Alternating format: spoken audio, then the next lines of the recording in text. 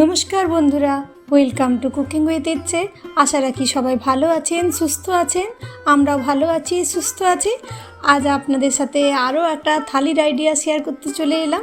আজ যে থালিটা বানাবো সেই থালিতে আমাদের অতি প্রিয় পরিচিত যেমন রেসিপি থাকবে, তেমনই থাকবে এয়ার ফ্রায়ারে কীভাবে আপনি কোনো কিছু ভাজা বানাতে পারেন সেই সমস্ত কিছু টিপস। তাই ভিডিওটা পুরোটাই দেখবেন, স্কিপ করবেন না এই আশা রাখি। চলুন তাহলে আমরা ভিডিওটা শুরু করি।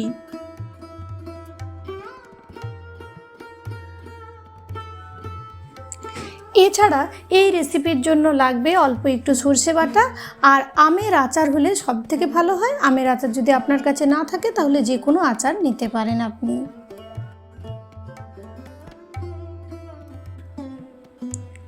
তবে এই রেসিপির জন্য যেহেতু শাকের সাথে সেদ্ধ হবে, তাই সবজিগুলোকে একেবারে ছোট ছোট টুকরো করেই কিন্তু কেটে নিতে হবে, যাতে একই সাথে সমস্ত কিছু সেদ্ধ হয়ে যায়। কড়াইয়ে বসিয়ে দিয়েছি অল্প একটু সরষের তেল গরম করার জন্য। এখন এর মধ্যে দিয়ে দিচ্ছি অল্প একটু গোটা জিরে। গোটা জিরের ফোড়নটা সুন্দর গন্ধ আসার পর আমি যে বেগুন এবং আলুগুলি কেটে রেখেছিলাম সেগুলো এখন এর মধ্যে দিয়ে দিচ্ছি।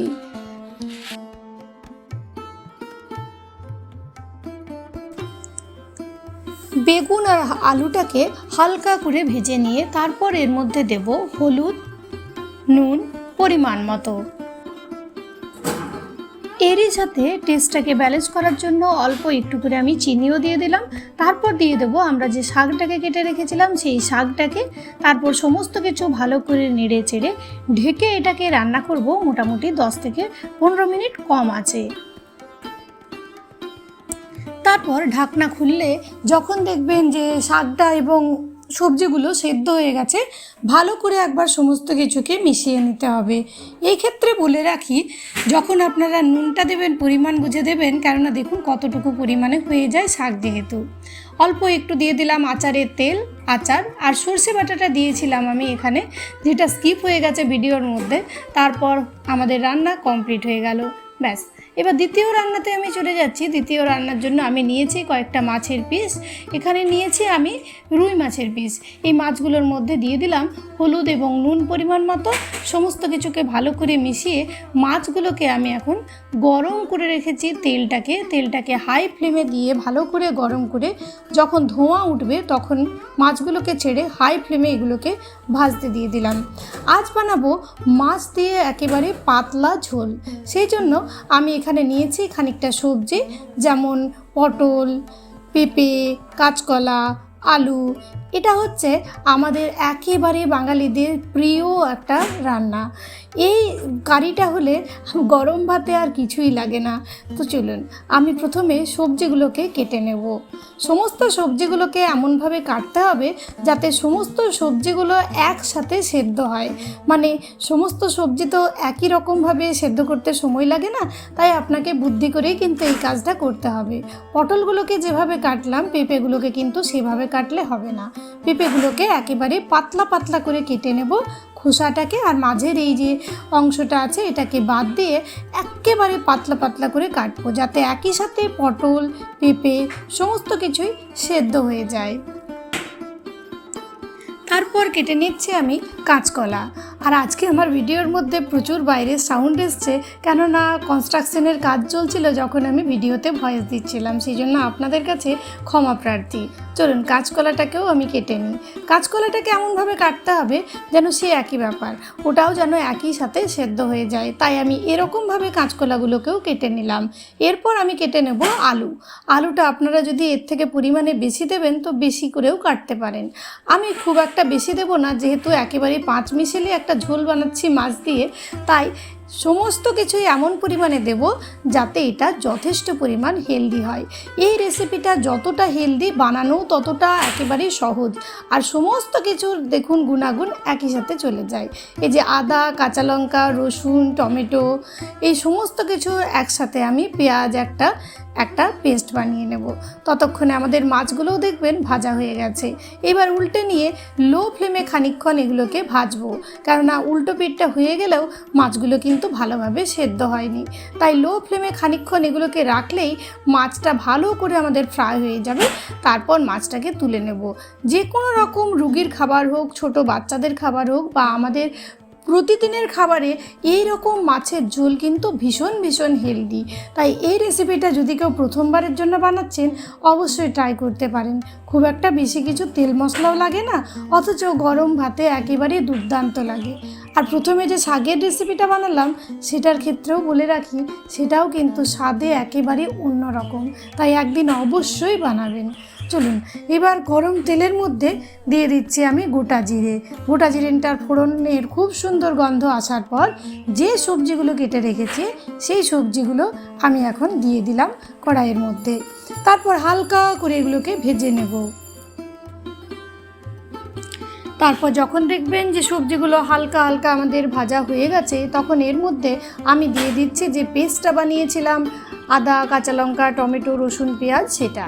আর তার সাথে জিরের গুঁড়ো, ধনের গুঁড়ো, হলুদ, নুন, চিনি, যেগুলো আমাদের একেবারেই মাছের ঝোলে আমরা সকলেই ব্যবহার করি, সেইগুলো দিয়ে ভালো করে কষাবো 5 মিনিটের জন্য কম আঁচে। ব্যস্ত সকাল হোক, অফিসের ভাত হোক, সমস্ত কিছুর জন্য এই একটা মাছের ঝোলেই আপনি কিন্তু ব্যস্ত দিনগুলোতে কাটিয়ে দিতে পারবেন। এই মাছের ঝোলটা এতটাই হেলদি যে একই সাথে সমস্ত গুণাগুণও পেয়ে যাবে বাড়ির সকলে। চলুন, কষানো হয়ে গেছিলো, জল দিয়ে এটাকে খানিকক্ষণ ফুটিয়ে নেব যতক্ষণ না আমাদের সবজিটা সেদ্ধ হয়ে যায়। সবজিগুলো যখন বুঝবো যে সেদ্ধ হয়ে গেছে, তখন ঢাকনাটা খুলে প্রথমে আগে ভালো করে চেক করে নেব যে সবজিগুলো আমাদের সেদ্ধ হয়ে গেছে কিনা। দেখবেন যদি সেদ্ধ হয়ে গেছে তাহলে এর মধ্যে মাছগুলোকে দিয়ে দিতে হবে। আর যদি সেদ্ধ না হয়েছে তাহলে আরও মোটামুটি যতটা সময় আপনার দরকার ততটা সময় ভালো করে ফুটিয়ে নিতে হবে। চলুন এবার মাছগুলোকে দিয়ে দিচ্ছি, কারণ সবজি আমাদের সেদ্ধ হয়ে গেছিলো। তারপর 5 মিনিট মাছের সাথেই এই সমস্ত সবজি সেদ্ধ হবে, যাতে মাছের ফ্লেভার এর মধ্যে ভালো করে অ্যাড হয়ে যায় আর মাছগুলোও একটু নরম হয়ে যায়। ব্যাস, তাহলেই মাছের ঝোল রেডি। এইবার বানাচ্ছি ডাঁটা আলু পোস্ত। লাল ডাঁটা এবং আলুকে কেটে নিয়েছি। তারপর এর মধ্যে নুন দিয়ে ভালো করে এটার মধ্যে অল্প পরিমাণে জল দিলাম। আর তারপর এটাকে এখন সেদ্ধ করতে বসিয়ে দেব। একটা সিটি দিয়ে তারপর এই যে কড়াইয়ের মধ্যে দিয়ে দিচ্ছি অল্প একটু সরষের তেল, আর নিয়েছি খানিকটা বড়ি। এই বড়ি দিয়ে পোস্ত খেতে কিন্তু আমার ভীষণ ভালো লাগে। তাই আমাদের বাড়িতে যখনই কোনো পোস্ত হয় আমি চেষ্টা করি অল্প একটু করে বড়ি ফোড়নে দেওয়ার।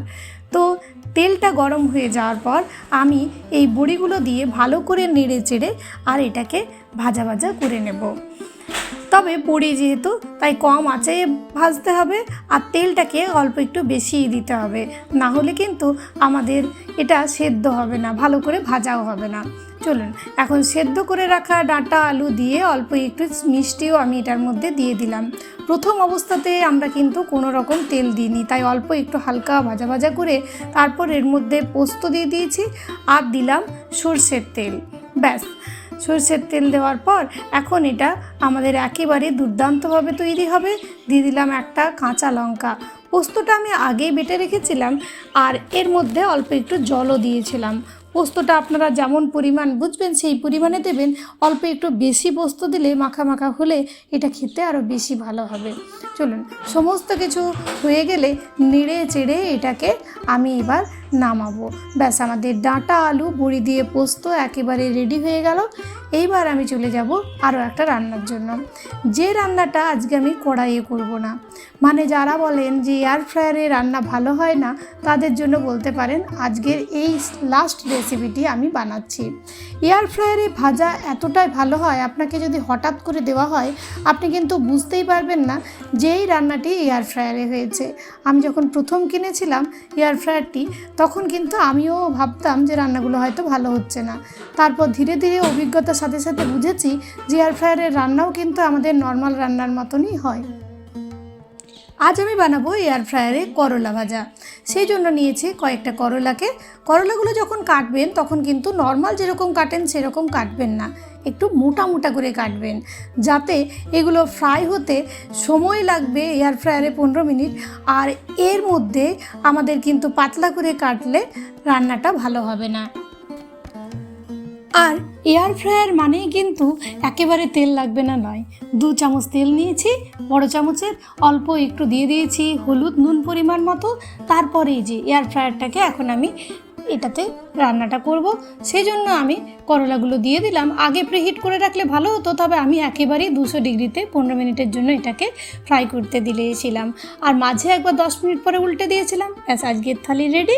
ভালো লাগলে থালিটা অবশ্যই আমায় একটা লাইক করে যাবেন। সবাই ভালো থাকবেন, সুস্থ থাকবেন। দেখা হবে পরবর্তী ভিডিওতে। ধন্যবাদ।